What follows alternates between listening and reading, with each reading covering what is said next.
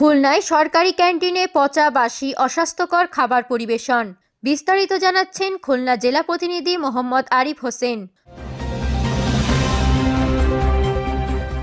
খুলনা জেলা প্রশাসকের কার্যালয় সংলগ্ন খুলনা কালেক্টরেট কোঅপারেটিভ ক্যান্টিন, যে ক্যান্টিনটি পরিচালনা করছেন কালেক্টরেট কর্মচারীবৃন্দ। স্থানীয় সূত্রে জানা যায়, কয়েক মাস আগেই ক্যান্টিনটি উদ্বোধন করা হয়েছে। ক্যান্টিনটি বাইরে থেকে পরিপাটি দেখা গেলেও সেখানে খাবার খেতে গেলে শুরু হয় আসল বিপত্তি। কখনো তারা খাবারের সাথে চুল পরিবেশন করেন, আবার কখনো পরিবেশন করেন বিভিন্ন রোগের জীবাণুবাহী মাছিযুক্ত পচা বাসি খাবার।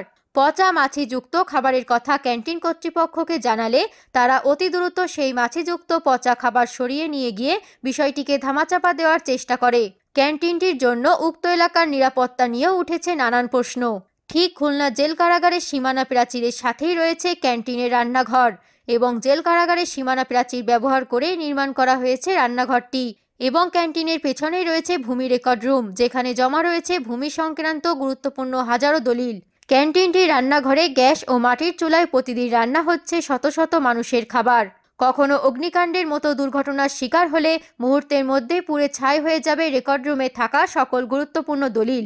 এছাড়া জেল কারাগারের বাউন্ডারি ওয়াল ব্যবহার করেই যেহেতু নির্মাণ করা হয়েছে এই রান্নাঘর, সেখানে কয়েদিদের নিরাপত্তার প্রশ্ন তো থেকেই যায়।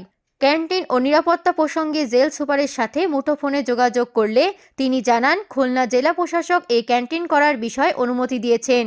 উক্ত সকল বিষয় খুলনা জেলা প্রশাসকের নিকট প্রশ্ন করা হলে তিনি বলেন, নিরাপত্তাজনিত ও অস্বাস্থ্যকর খাবার পরিবেশন জনিত কোনো প্রকার সমস্যা সেখানে থাকলে সেটি তদন্ত করে অতি দ্রুত পদক্ষেপ গ্রহণ করা হবে। আচ্ছা, ঠিক আছে, আমরা বিষয়টা খতিয়ে দেবো। আপনি যে বিষয়টা বললেন রান্নার যে বিষয় ইস্যুগুলো, এগুলো আমরা কথা বলে দেখবো যে কি করা যায়।